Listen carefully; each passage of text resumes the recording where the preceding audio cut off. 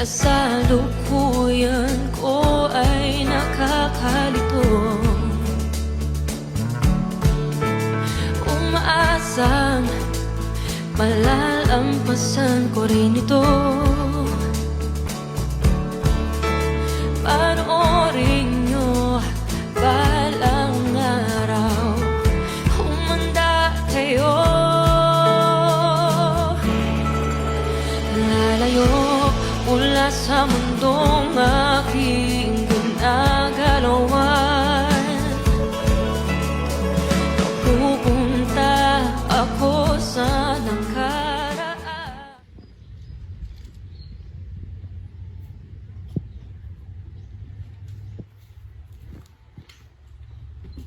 Bienvenido de Novio Pilipinas Youth Cruises Tumoy Bara.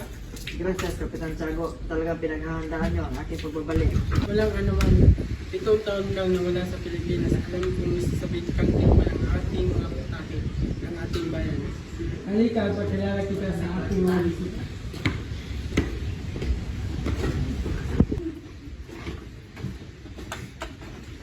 Siya si Isabel na nag-isa kong at siya naman si Don Tiburcio, isang doktor. Siya naman si Doña Victorina, asawa ni Don Tiburcio. At sa punong koroko ng San Diego, si Padre Damaso. At siya naman si Señor Guevara.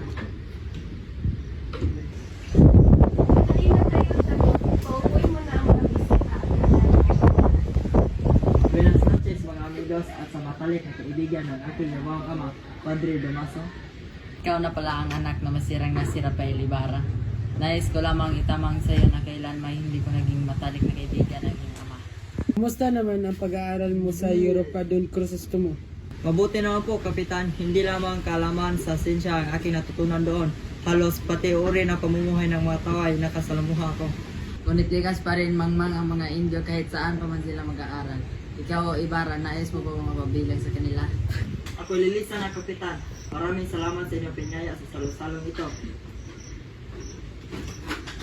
Sandali lang, Crisostomo Ibarra. Paparating pa lang si Maria Clara. Sa susunod na lang po, Kapitan. Marami pa akong gagawin ngayong araw. Don Crisostomo, Senyor Guevara, kayo pala. Mag-ingat kayo, baka mangyari sa iyo ang nangyari sa iyong ama na si Don Rafael. Tila bang may nalaman kayo sa nangyari sa aking ama? Maaari niyo ba sabihin kung ano yon? Wala ka ba talagang nalalaman? Ang pagkakaalam ko, ang iyong ama ay namatay sa loob ng bilangguan. Ha? Sa bilangguan? Nakakulong ang aking ama? Hindi kaya kayo nagkamali lamang? Hindi ako maaaring magkamali. Ang iyong ama ay namatay sa loob ng bilangguan. Si Don Rafael, pinagbintangan na isang hererang pilibustero ni Padre Damaso.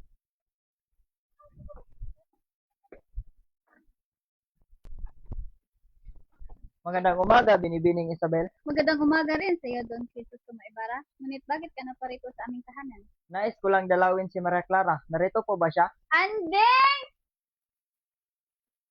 Nariyan ba si Maria Clara? Ari mo ba siyang tawagin at sabihin nandito ang kanyang nobyo na si Don Crisostomo Ibarra? Masusunod po, Doña Isabel. Binibining Maria Clara, nandito ang iyong nobyo na si Don Crisostomo Ibarra. Ibarra? Nasaan siya, Andeng? Akala ko'y nakalimutan mo na ako. Marami pa naman diyang babae sa Europe. Kailan may hindi kita ipagpalit, diba? Tulad mo, nasasabi pa rin ako sa atin pa isang dibdib. Ikaw lamang aking ibigin hanggat sa aking huling Saan po paghinga. yung dinadala niyo, Ginang? Para po ito sa Quran. Nais ko lamang po siya makausap sapagkat ang aking anak na si Crispin ay hindi pa rin nakikita simula pa kahapon. Ikaw pa lang ina na magnanakaw. Si Crispin matapos magnakaw nakuha pang tumakas at lumisan. Sa katunayan ng ating nadinig na pupunta na daw ang Guardia Civil sa inyong tahanan. Ang mga Guardia Civil! Isang ina na magmamahal ng sobra sa mga anak ko at asawa. Pero sa huli, mag-isang madudusa. Pinatay ng mga sakrista ng anak kong si Basilio at si Crispin. Wala silang konsensya. Si Pedro, ang asawa kong palaboy-laboy. Kahit sinasaktan ako at binubugbog, dito pa rin ako.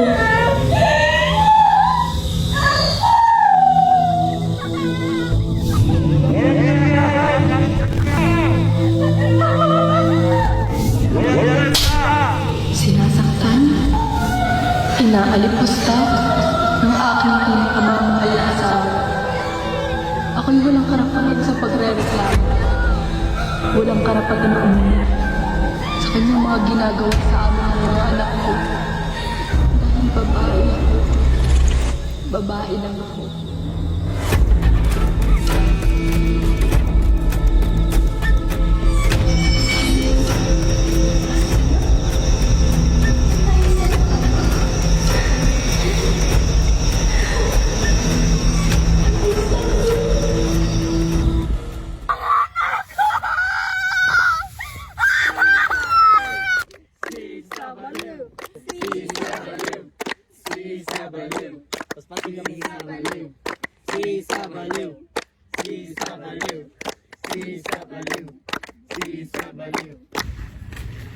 Ikaw ba, si Crisostomo Ibarra, maaari ka bang sumama sa amin? Bakit? Ano ang aking ginawa? Ikaw ang tinuturong nagsimula nung pag-aalsa ng Korte Sibil. Ngunit wala akong kinalaman dyan, senyor.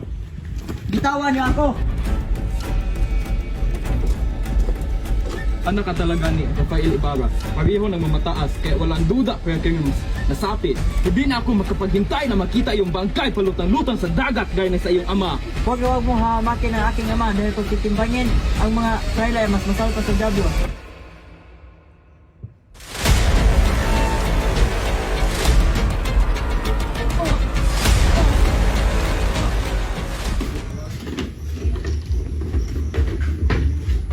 May natagpuan kami dalawang bangkay. Sino? Hindi nila tiyak kung sino dahil sunod-sunod na nilang katawan. Diyos mio! Natagpuan namin ito sa katabi ng katawan ng isa. Hindi na totoo! Kristos tama! Hindi na totoo niya! Di na kayang dalhin ng puso ako.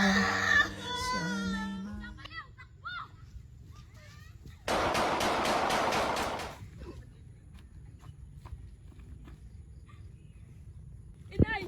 Inay! Ano po nangyari sa iyo? Basilio! Basilio! Inay, gising!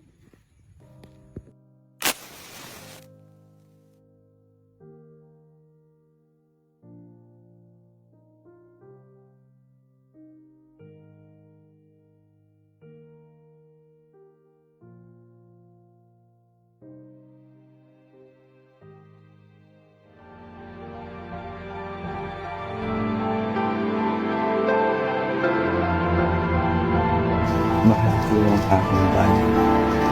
Pagkapuntang ko rito at magiging utang pa ang aking kanila.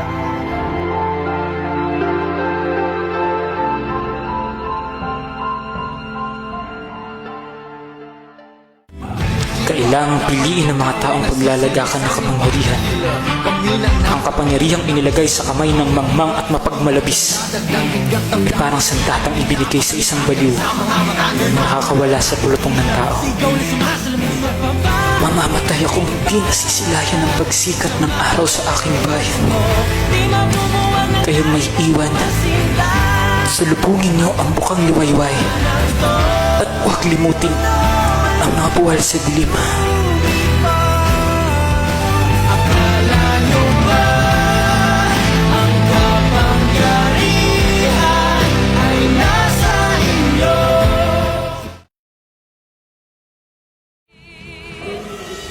Matuto sa nakaraan. Bawat pangyayari may malalaman. Mga aral na dadalhin ko hanggang bukas ng buhay ko. Lahat ng pagsubok ay kakayanin ko.